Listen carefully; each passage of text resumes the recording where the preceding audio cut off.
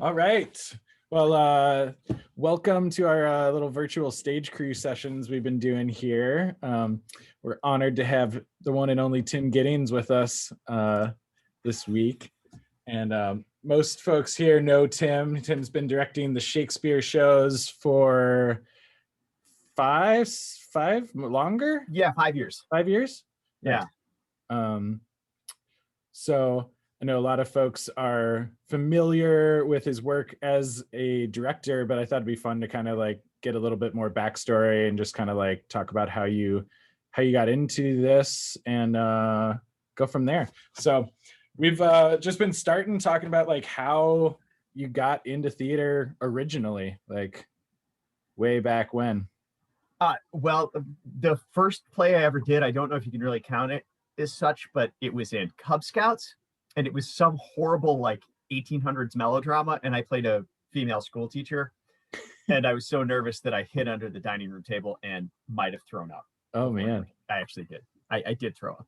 I was so nervous, but I kind of liked it. And then I was really lucky because I went to both a junior high and a high school that really took it seriously, and like they gave you they taught you like the junior high I went to. The people that ran the program there they'd been out in New York working professionally for a while and were just looking to get away, so they started working with junior high kids, and they were really rigorous. Like they treated you like a professional, but they also demanded you act like one, and like if you did not, they had no patience for that.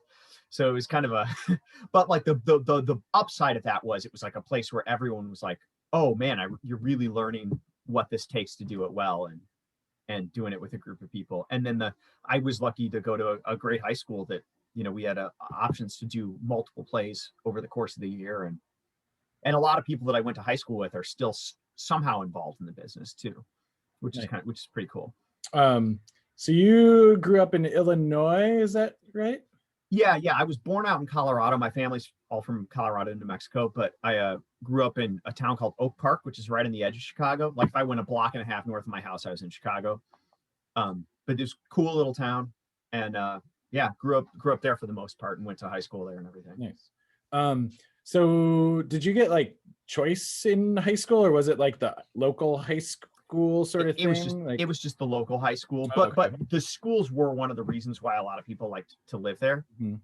That was like one of the draws, and you're right on the edge of the city. Like 2 of the L trains go through there, and it's kind of cool because it was a community that it's one of the only ones I've encountered that like they actively tried to resist the phenomenon of white flight. So they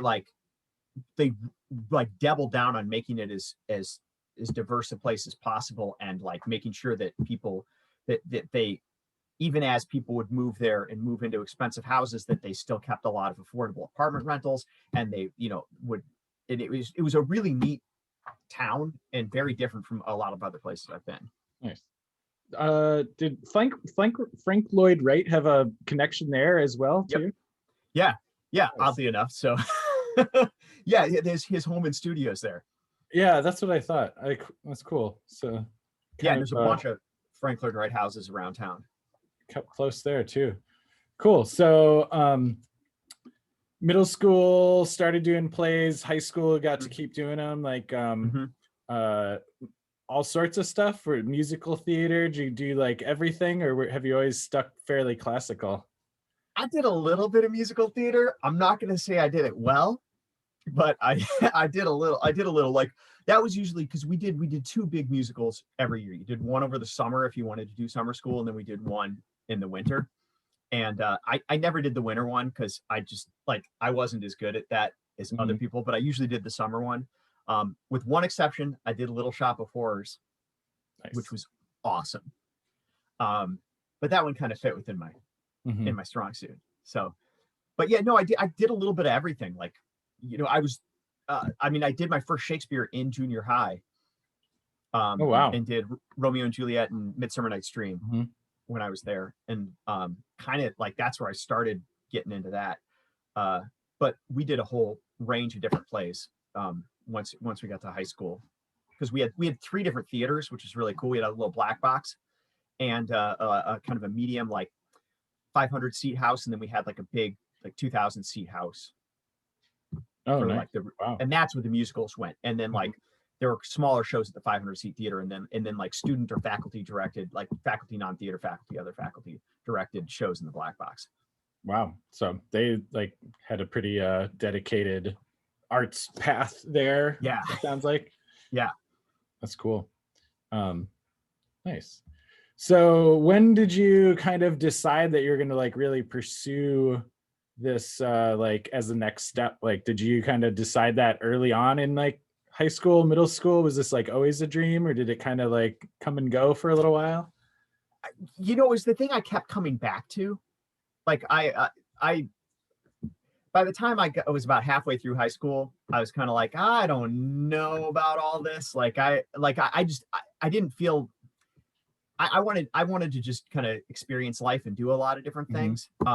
And I ended up taking 3 years off between high school and college, and kind of traveling and working and going all over the world, which I highly recommend if you ever have the chance to do it. But it was, well, you know, I didn't do a lot of theater at that time, Hmm. but I still, like, I would come back, like, you know, I still saw it. I kind of still read it. Like when I was a shepherd in New Zealand, I would like read Shakespeare to the sheep, you know, because I was like, I want to keep learning this stuff. Because I saw my first APT show when I was a senior in high school, and before I went to New Zealand, and I was like, oh man, this is incredible. And then I was like, I'm gonna bring some Shakespeare with me and Nice. start checking this out. But yeah, I kind of I ended up at college eventually, at this little place called Fort Lewis College in Durango, Colorado, and Oh, nice. not a great theater department, but like we always had a there was always they were trying to fill a position. So each year I was there, we had a different temporary professor. So I actually got exposed to a bunch of really different ideas, which was pretty cool. Mhm. Um, and I just it was one of those, I just kept doing the plays while I was trying to figure out what else to do. And then when I looked at the credits I was getting, I was like, man, they're all in theater. All Mhm. right, this works. I like doing it. I didn't know if it could be a feasible career or not. Mhm. And then I did, after I graduated, I did, like I lived out in LA for a little while. I was in Chicago for a bit, and I was doing theater, but I was also, you know, working day jobs. I was teaching Pilates and playing in a band and doing all this other stuff. And then at a certain point, I was kind of like, you know what? I'm gonna regret it if I don't try to do this seriously. Like, don't just double down and Mhm. make it a career and go for it. And then I went to grad school, and kind of ever since then, I've worked pretty steadily, and that's what got me up to APT. But Chicago's a neat place because there's a lot of really talented people that they'll work a day job and then do shows at some of the all the storefront theaters, because Mhm. that's something that's really unique about Chicago theater, is that there's all of these storefronts, and there's a bunch of talented people that are like, you know what, I want to have a life, and I Mhm. want to do my art, and I want to do it with good people and in high quality, but I also like want to have a family and a house and just be there. So like there's a really interesting scene in Chicago that you can that is a pathway if Mhm. you don't want to like do the grind of like, I'm going to travel and be gone half the year and Yeah, work in the theaters across that's the country. really interesting. Like, because I went to Chicago from New York, and the whole like Mm-hmm. concept of the like the storefront theater scene was like so foreign to me showing up, and it was like kind of confusing. Like I didn't get it. Um, just like how much of it there was and how it was like this really interesting like middle ground, you know, it was like Yeah. definitely more advanced than like a community theater thing, but it's not like this fully produced corporate theater thing. um and then you have that again, so it was like I don't know, it's just like very, it was structured very different from New York. I felt like um I think to let people kind of work, kind of it felt more blue collar, I guess, like all around, Mm-hmm. for sure. Um, and as a technician, it didn't really seem all that much different because like a lot of that stuff still had to get done like during the day. But I Mm-hmm. know like um, Emily, like transitioning as an actor there, like found it difficult, and just like the way the scene was different from New York to Chicago for sure. Like, I don't know. How would you define the storefront theater of Chicago? Is that close? Well, I mean, like some of the classic theaters that we think of now as Chicago theaters started out as storefronts. Like Mhm. Steppenwolf is probably the most famous example, because they started off in like a church basement, Mhm. and the storefront scene there, and a lot of theaters have turned into fairly big and successful theaters starting from there. Mhm. Uh, but it's just like it's basically they they're called storefront for a reason. I mean, I've been in shows where you were in what was in a completely zoned for business Mhm. area, and like a nail salon closed down, and then a theater company moves in there for a year or two and figures out ways to put on shows in that former space. And so it's a way for like hungry young people to come up with ideas and to really get to try stuff. It's where a lot of ensembles start and come together. Mhm. And then there's like a series, like they some grow and turn in, and then they move into bigger spaces, and bigger spaces become more established. A lot kind of flare up and then come back out. But it's it's a big part of kind of the paying your dues Mhm. in Chicago, because like there are they the critics take storefront seriously. The rest of the artistic community there takes it seriously. So it's a really good way for people to get to know you and get to know your work. Mhm. And if you've got certain credits on your resume, that that's going to open doors for you. That's going to speak pretty highly for you. And it's I haven't found any like the difference in LA. Like there were little shows, there were things like that going on, but a lot of times they were kind of, for lack of a better way of saying it, they were like vanity projects. So it's like a couple people had a lot of money and they wanted to be seen in a Mhm. certain capacity, so they like kind of sponsored something and put something together. Kind of ads for themselves almost. Exactly. Whereas in Chicago, like it's a lot of times they're people that are they just a bunch of people have met and really bonded at like DePaul or Northwestern or one of the other training programs, and they've given it because a lot of people like all over the Midwest kind of feed into Chicago.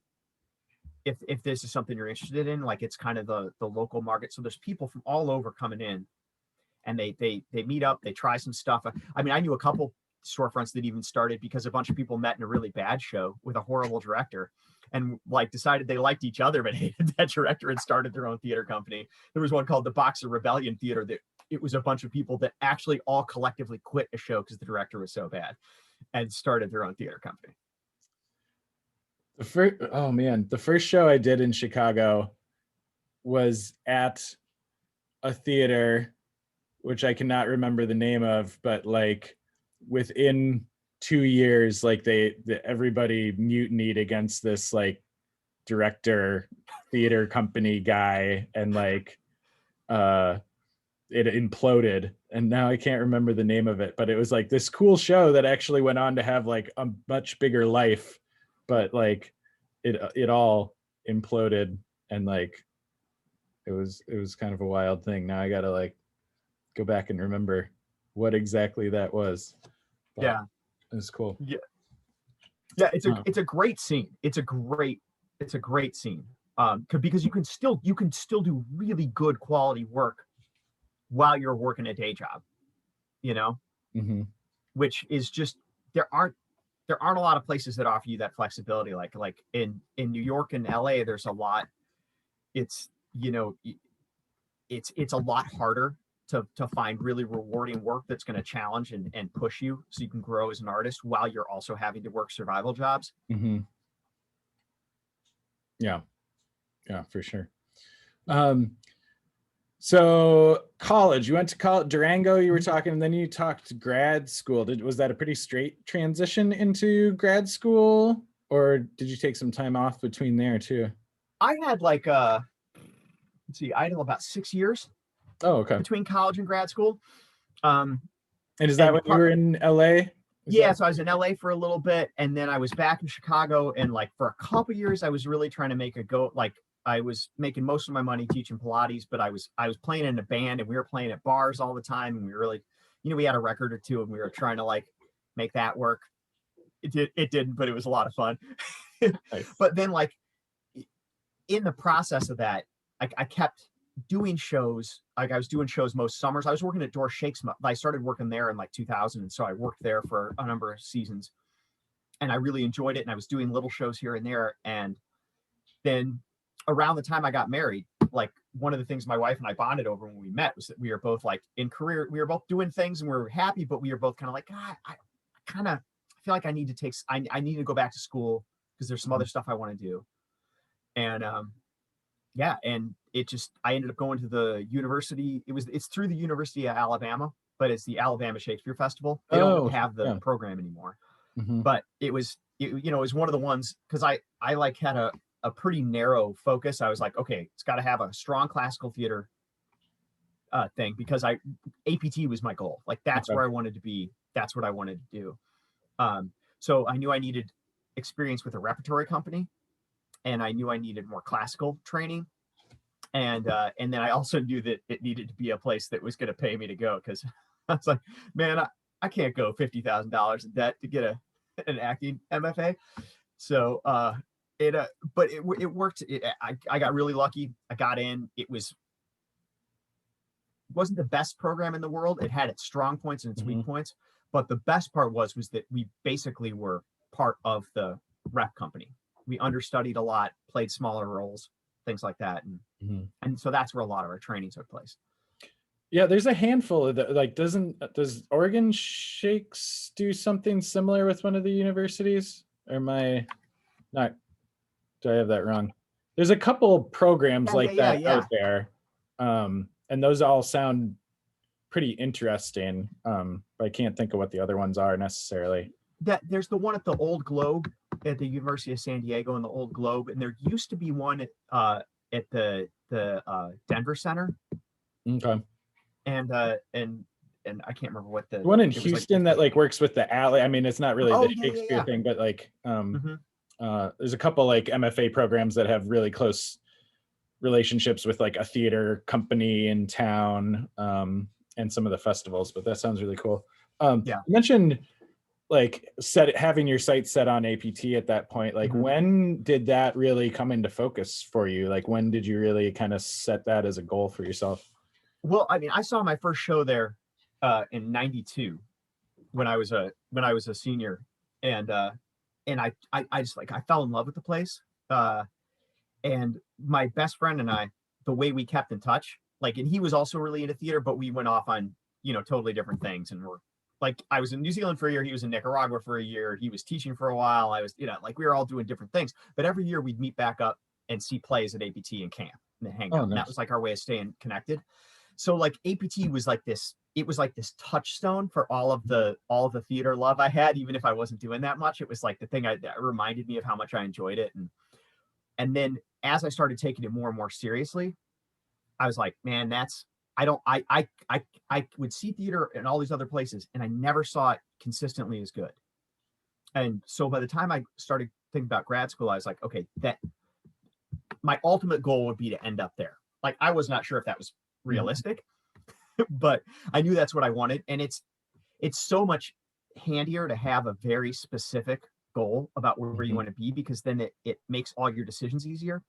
Like, oh, I know I want to be at APT eventually. So, rep company Shakespeare, like, right, you can kind of, and then Mhm. also like, oh, I know I want to work with these directors. Like when I graduated grad school, I was like, okay, these are the people that work at APT all the time. So I'm going to try to get involved in their shows in any way I can, and like, Mhm.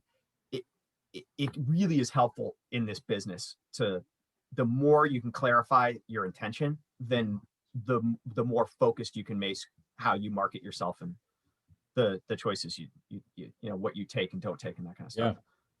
Cool. So how long did it take you after grad school to kind of to get to APT? Like what was that process like? Was it pretty I, specific? yeah, it happened a lot quicker than I thought. Yeah. Like I graduated in August of 2006 from Alabama, and then I came up to Chicago, and the first thing I got was an understudy gig for a theater called Remy Bumpo Theater, and the guy who was the artistic director, James Bonin, Mhm. directs all the time at APT. So like out of the gate, one of the first things I got was a chance to get to be in a theater with somebody who had a connection. And Was Remy then Bumpo at the green space at that point? Like yeah, up the yeah, double staircase? That like staircase that, oh, that weird little, oh man, I carried so many platforms up that stair. Oh man. I had to repaint that handrail from dragging stuff up it so many times.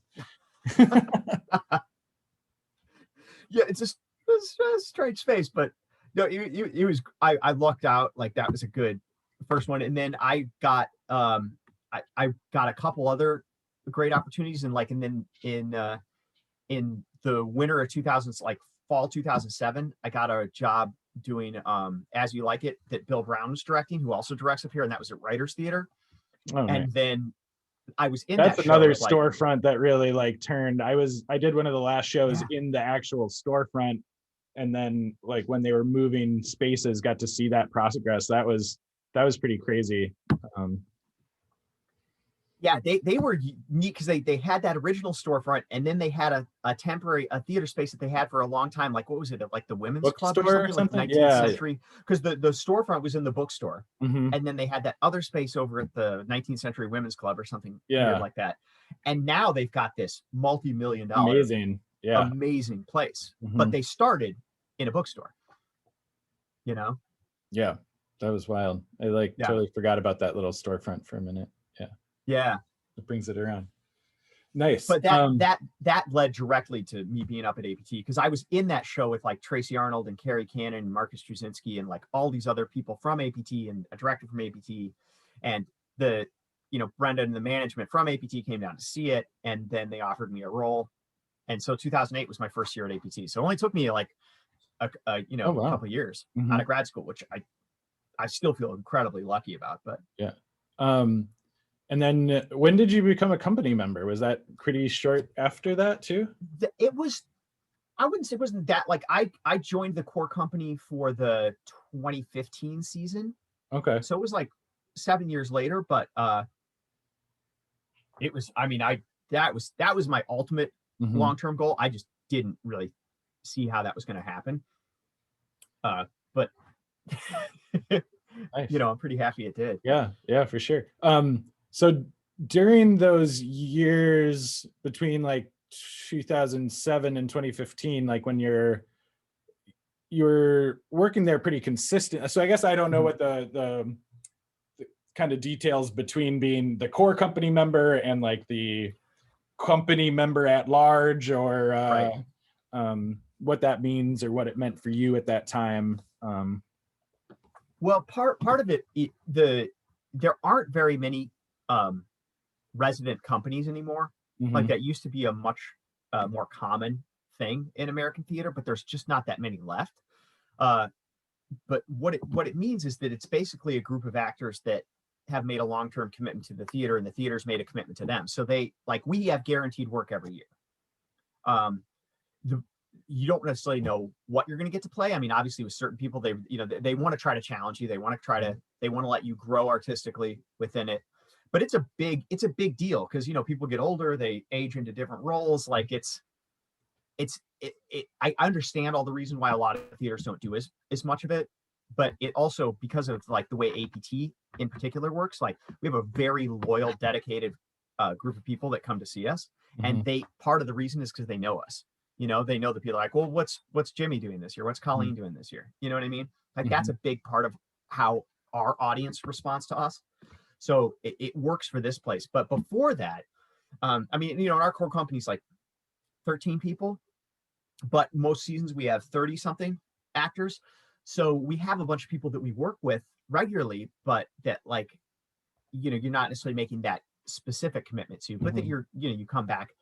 And part of it was, I wasn't like, there were a couple years where I was just working for their education department, but I wasn't on stage because like I was getting roles in Chicago, Mhm. and I was still trying to build up more connections in Chicago. So like, oh, I have this great gig at Chicago Shakespeare, and that's going to carry me into July. So, Mhm. you know, So you're bouncing back and forth for that yeah, time for sure, right? Like, yeah. Yeah, back and forth in because we Chicago. were living in Chicago. So my wife and I were living in Chicago. So when I would come up to APT, I would be gone for half the year, which is, has its pluses and minuses, but Yeah. like that's not exactly the reason you get married. So you can be away from each other for half the year. I mean, that's not so bad when it's a 3-hour drive instead of like a, Yeah. And you were in the same spot is probably like beneficial. Yeah. As Yeah. opposed to the bus and truck bouncing across the country for the whole time. Uh-huh. Yeah, for sure. Cool. In this kind of journey path to APT, like all this other stuff you were doing, like were you almost only doing theater, or did you ever get into like more commercial stuff or like the TV film stuff out in LA much at all? Or I did a little bit. I did a little bit of it. And it's a lot more lucrative. But I just never really enjoyed it as much. Um, it's a lot of hurry up and wait, and like it's a whole different thing of having to just be like go through all. It's like tech rehearsal every day. Yeah. Like a really really slow tech rehearsal. It's 10 out of And then 12 you every got to day where turn it you on have when you one get. scene to do. What's that? 10 out of 12s every day where you have one scene to do. Yeah. It's a little mind numbing. I mean, I think that the finished product's incredible, and people that are able to do it, more power to you. I did a couple little things, but like, it just wasn't. It wasn't my thing. I just prefer. I prefer the feedback, the immediate feedback of having an audience, and like I would try to do it because it like you get one good guest star, and that's gonna you're gonna get paid more for that couple days of work than you are for the next 3 months of your theater show. So oh, crazy. Cool. Well, could you kind of like talk us through kind of like a typical season, sort of like what is a core company member at APT, like what is the gig now, like what does your year look like we know you're doing a bunch of shows in the summer, but kind of just like talk us through that a little bit. Yeah, well, and of course this year is obviously different than most years. Yeah. So you're hold on a sec, Cat wants in. I'm just Hesse gets what Hesse wants. So yeah. There we go. All right. No, so in a normal year, our actual contract goes from the beginning of May through like either mid-October or sometimes in November, depending on whether or not you're in the fall show, right? And so during that time, it's pretty straightforward. It's rehearsals, it's and getting stuff up. And then the way our season works is we start rehearsing the first 3 up the hill shows and the first 2 touchstone shows all at the same time.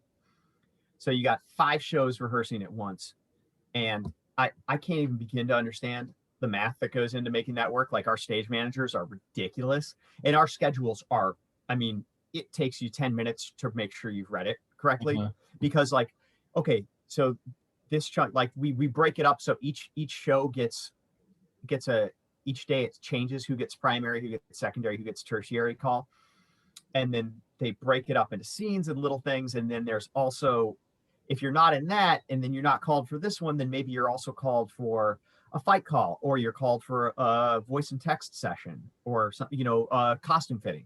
So like there's all this stuff going on. So we hit the ground running. We get all those things up. Everything's open by the end of June. And then we start rehearsing the second part of the rep. So then we're rehearsing during the day and performing shows at night.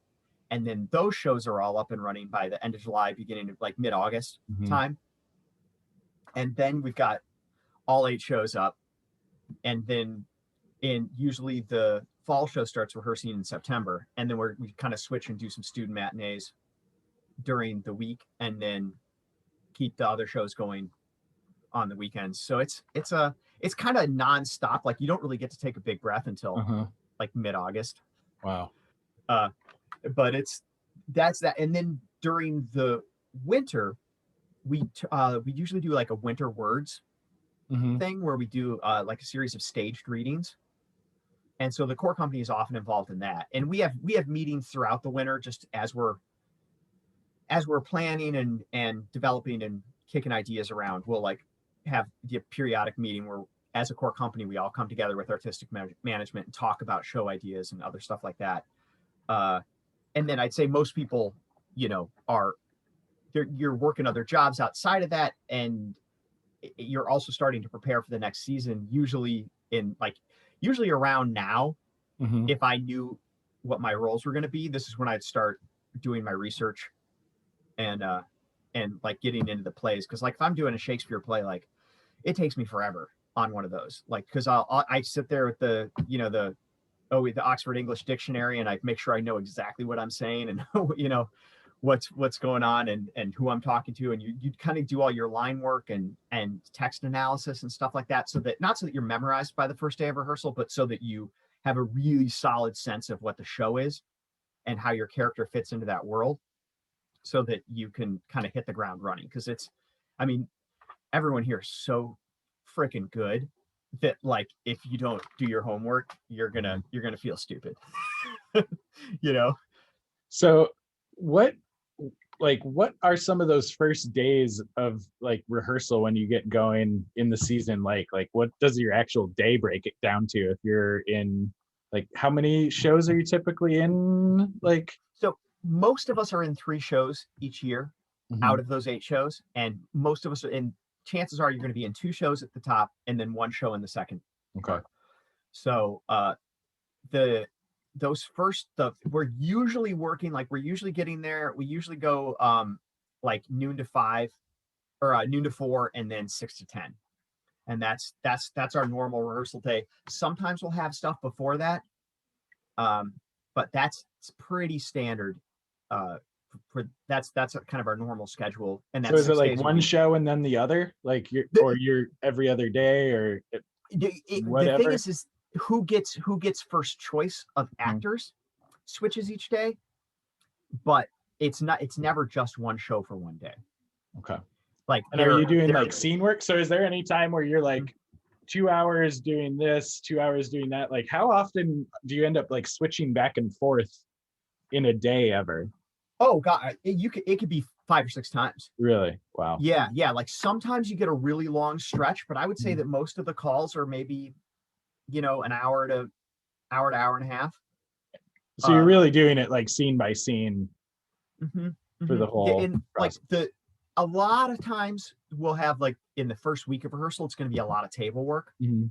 So we're going to be sitting around reading and talking about it, and we often don't get up on our feet for the first week or two. Some directors like to get up right away, but but like some of these shows, because the language is so dense and there's so much that has to get talked about, we do a lot of table work. Maybe we'll do a table work and then get up and play around a little on our feet if we have a little time left in that session.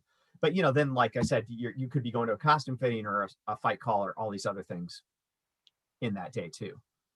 How do you keep that straight at all? I have no idea how one would like bounce back and forth between, I mean, obviously you spend a lot of time getting used to the text ahead of the Yeah. time, but like I have a hard time like wrapping my head around like what it would really take to be able to flip five It, times over the course of a day, like it sounds yeah. hard. Yeah. I mean, the like it can be hard sometimes, but it's also like, you're not going to try to dribble a football. Hmm. You know what I mean? Because you've built up the muscle memory of when you have a basketball in your hand, this is how your body moves. And each show, you're building up the muscle memory of that play, Hmm. so that the as you sink into that world and the tone and the way people are talking, then the conditioned response of that world are those lines in that character. Does that make sense? And so like it's actually that part of it I think is easier in some ways than some of the other stuff, Hmm. because the stuff you're doing makes sense within the world you're in. So the more a director can really help define that world right off the bat, the easier it is to just pop into it. Hmm. And every director has their own way of doing that. Like Bill Brown is famous for, he wants as much of his set, like he wants as many props as possible right away. Mhm. You know, like he's like, we're gonna have a big rug over here, and this is the bed we're gonna use, and these are the lights we're gonna use, and like, he wants you to feel what that world is. And then other directors like James Bonin's a classic example of someone who like just doesn't even think about it. He's like, yeah, we'll figure it out when we get there. Yeah, we'll have a set eventually. Nice. Huh, cool. You talked about it a little bit, but like, how involved is the core company in like the whole like season construction and the kind of artistic vision? Like, how much of a like collaborative process is this, and like how much does some of it kind of break off into its own chunks, I guess? Yeah. I mean, I would say that we're kind of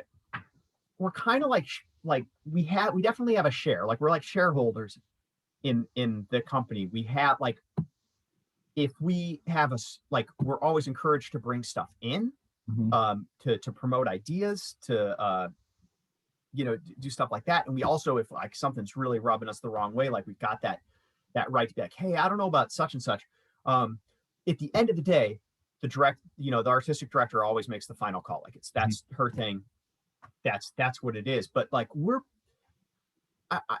pretty actively involved in discussions of, because there's so much that goes into picking the season, and part of that is part of it is looking at ticket sales and uh, trying to anticipate what we can sell, Mm-hmm. and then part of it is looking at what direction do we want to take the theater. Like we're having a ton of discussions right now, especially this year after the We See White American Theater Mm-hmm. document came out.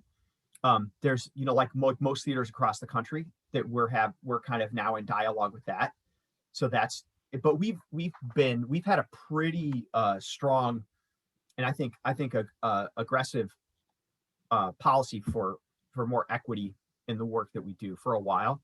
So this is kind of just helping fuel that. But like, so that's part of the calculus too, is trying to figure out like, how can we increase our chances for more representation? How can we increase the diversity of stories that we tell, and move away from just the idea of like just classics, being a Western European thing, and incorporating more voices, which is why we've changed a lot of our language to being that we're about poetic language, and and stories about the human experience and other things like that, as opposed to, it wasn't that long ago that we were like, we do the classics of the Western canon. Mm-hmm. That's what we do, and so that's something we've been shifting a little bit too. Um, so I guess kind of on that note, like for a while there was kind of, well, not, you would have a repertoire. Like there's some shows that you've done multiple times, right? And like Sure. some that kind of get worked back in. Mm-hmm. And so it sounds like you're that's expanding, and you're opening that up a little bit more, and like there's more like probably not new works coming in, but like new to the company kind of coming in, and like Mm-hmm. expanding sort of that background. And I'm kind of curious how that's worked, or how you see that happening more. Yeah. Well, I like, our audience would probably pay good money to see Midsummer every year. Summer. Like and the thing is for the longest time, the accepted wisdom was that there were 8 Shakespeare plays that you could do, and audiences would always come see, and they, that you could get away with. And now that number's kind of whittled down a little. There were 8 classic Shakespeare comedies that people were going to come see, and like almost no one does Taming of the Shrew anymore, because we haven't figured out how to make that fit in our sensibilities. There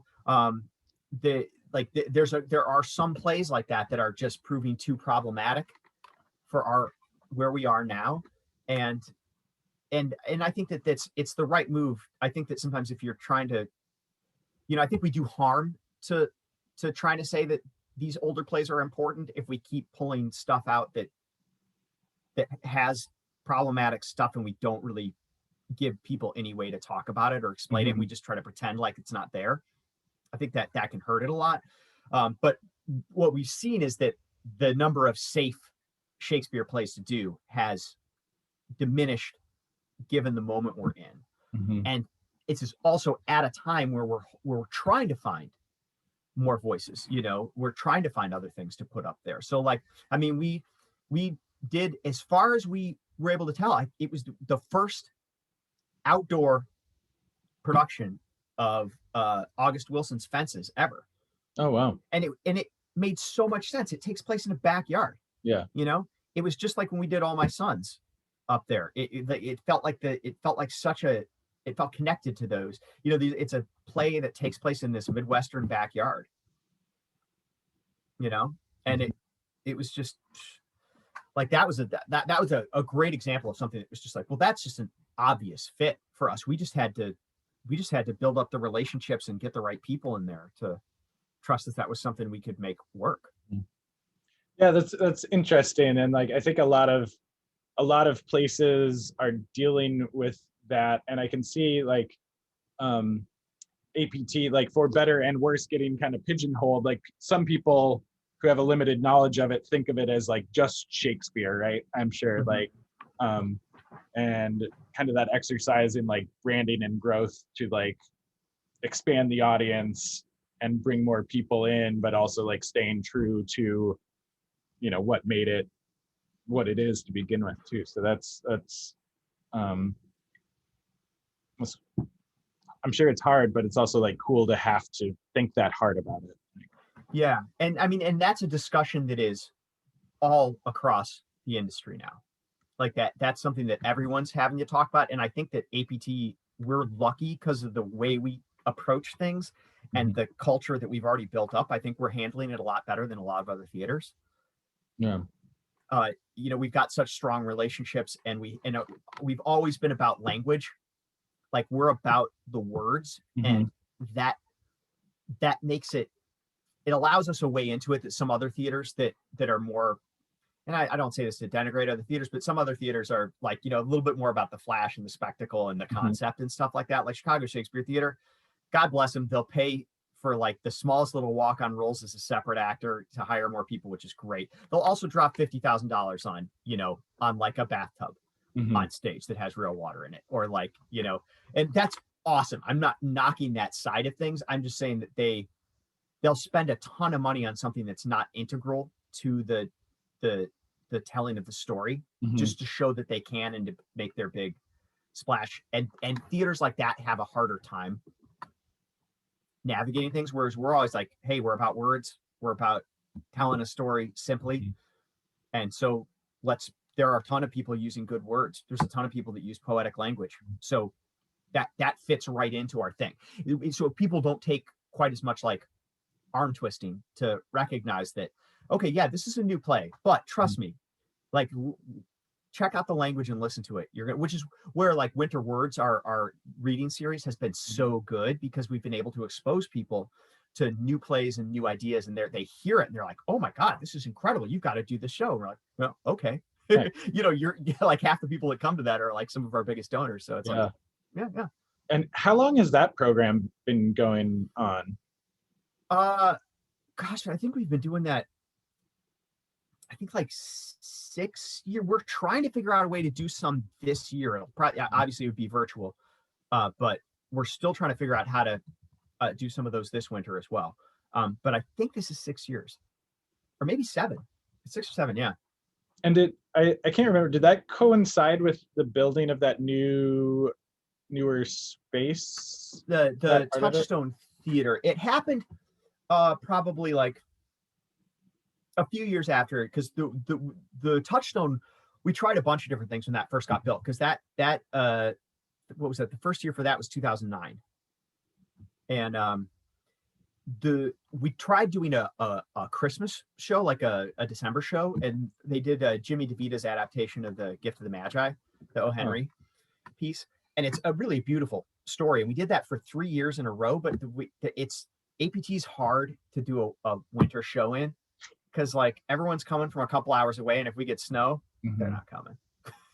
Yeah. You know? Yeah. And it just like it we've learned the hard way that it's very, very difficult to do a winter show and have people show up because of how unpredictable the weather is and stuff. Yeah. Yeah, for sure. Cool.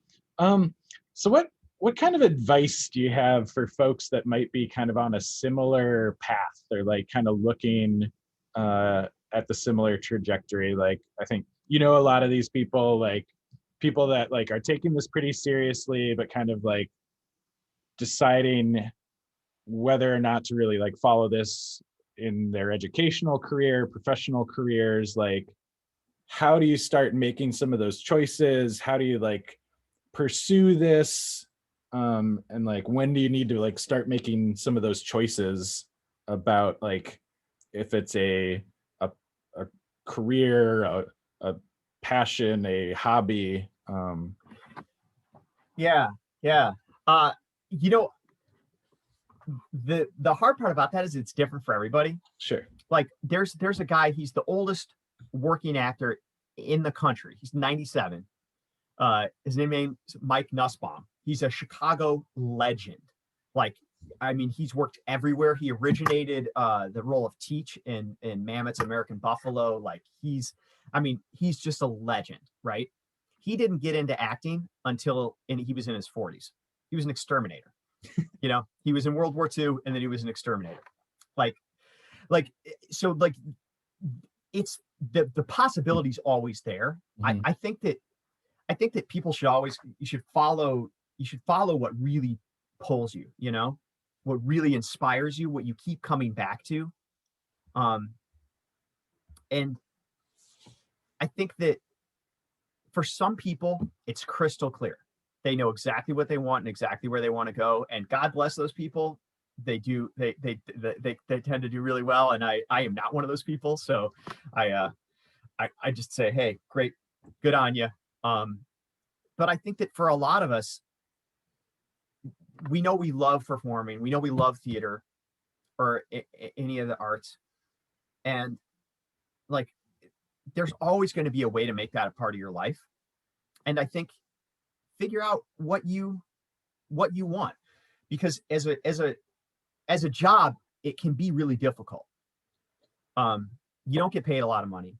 You have to travel a lot, so it can be rough. You're constantly getting rejected for things, at least on the acting side of things. I think there's more stability on the technical side of things, but it's still competitive. Yeah, especially when you get into like design work and like yeah. Oh yeah. I mean, the designers that work all the time there's a small amount of designers that work all the time, and it can be hard to crack into that.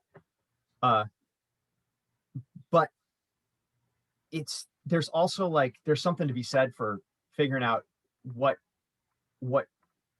unique opportunities you have at certain times in your life. And there are times in your life, especially when you're younger, where you don't have to make a lifelong final decision when you're 19. You know what I mean? Like you can just go see what's out there. You can try some stuff.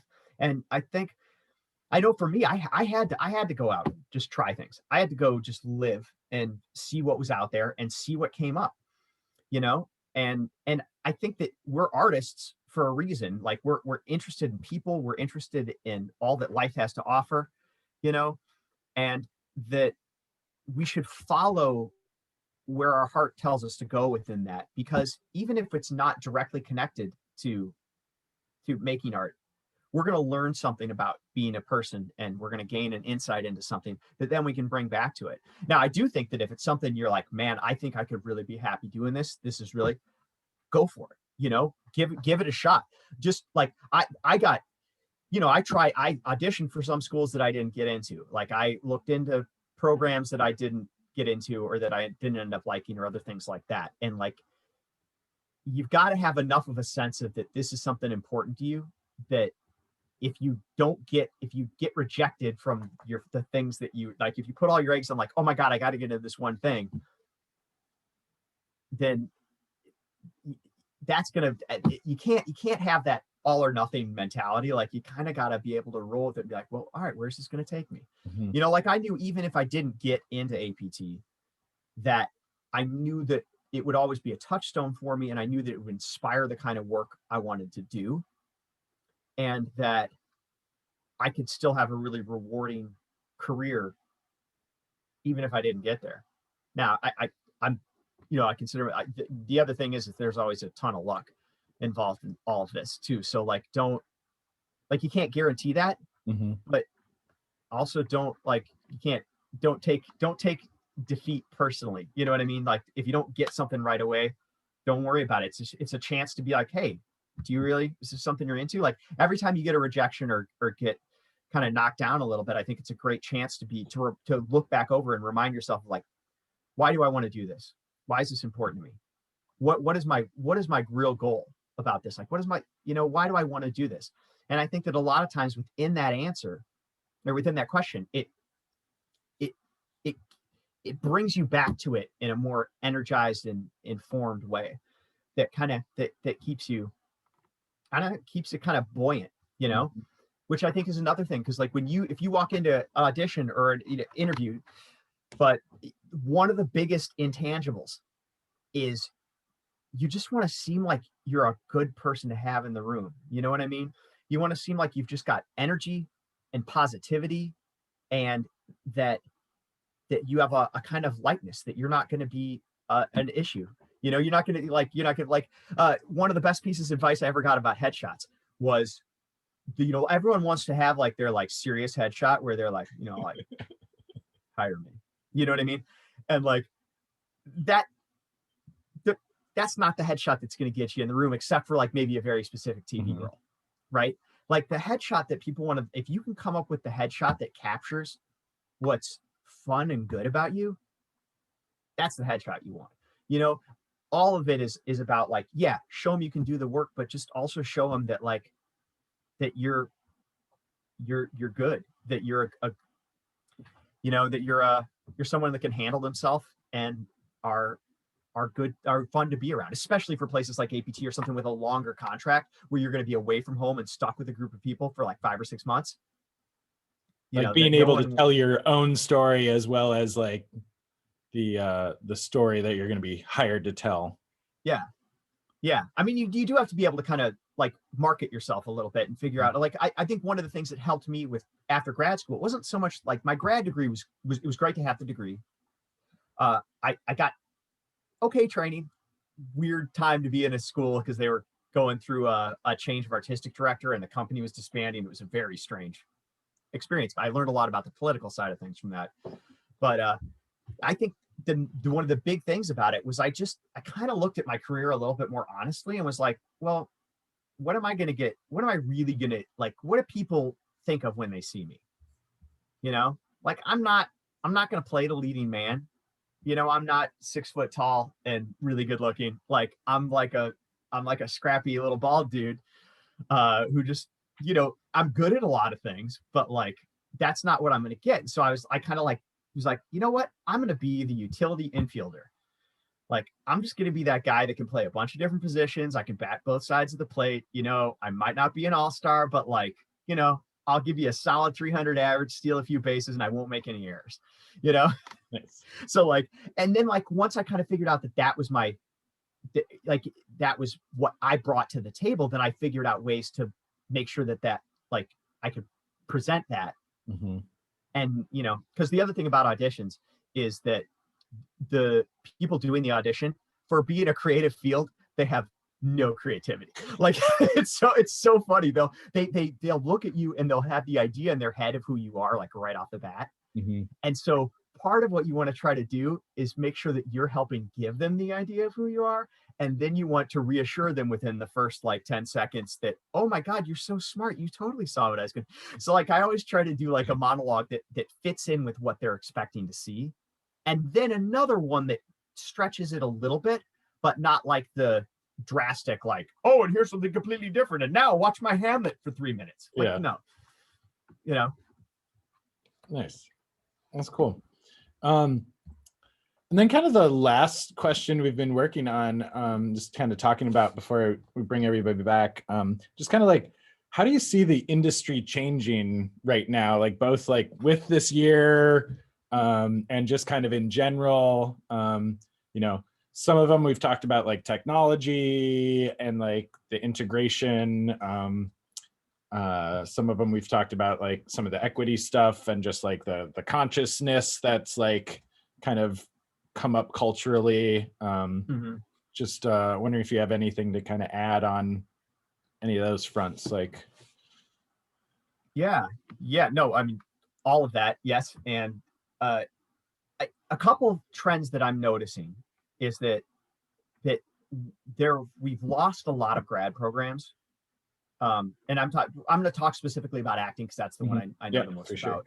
Uh, we've lost a lot of programs, and there's also been there's kind of theaters are having a little bit of a rough patch collectively right now.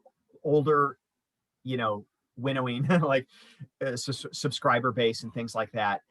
Um, so I think that it'll be interesting to see what kind of comes out of this.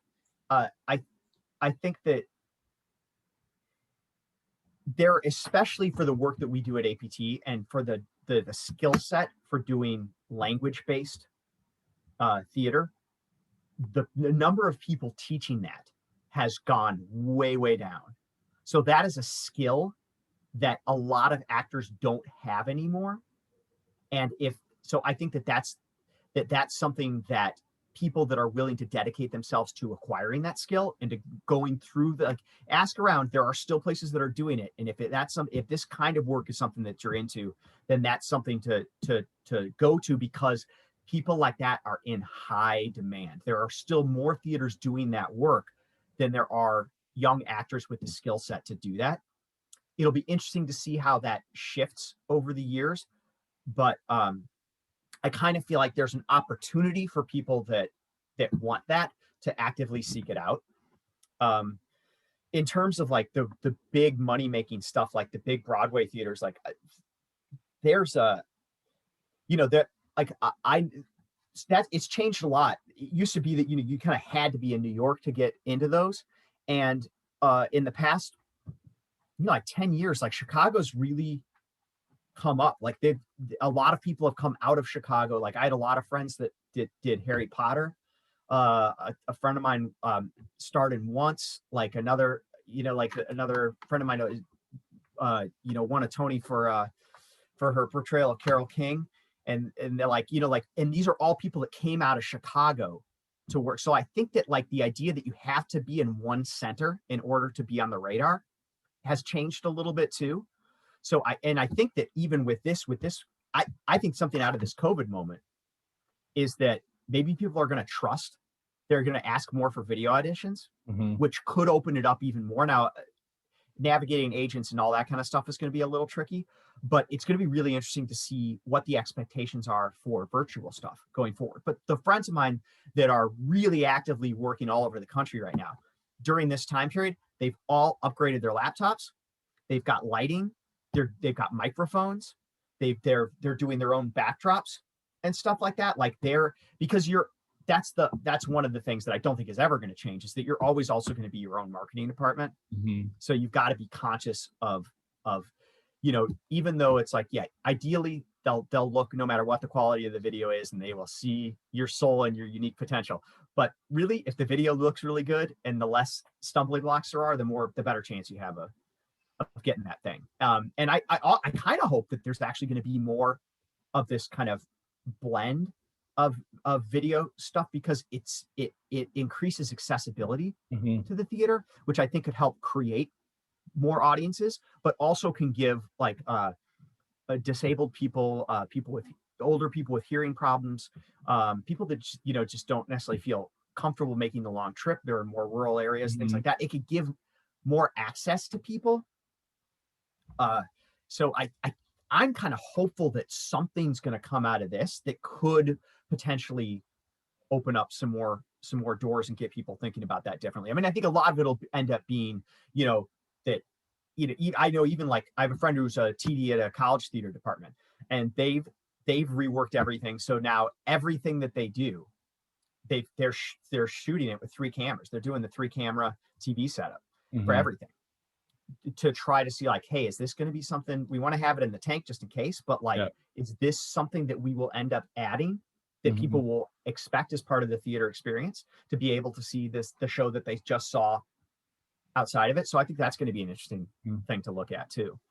Yeah, for sure. One of the folks we talked to a couple weeks ago, um, from New York, was talking about how like they don't see the Broadway New York experience going that way. Like it's just not the same thing. But like Right. getting some of that stuff in the can to then do like an added feature, like to expand upon it, so that like Mm-hmm. you've gotten to see some little clips, you've gotten to see some like backstage tour, you've gotten to like know the show a little bit more before you actually like set foot in the theater, um, just to get you like um more emotionally invested in the whole process, is something that they see kind of coming out of this blending of the technology and like having some of that like more access, um, behind the scenes a little bit too, which I thought was kind of interesting.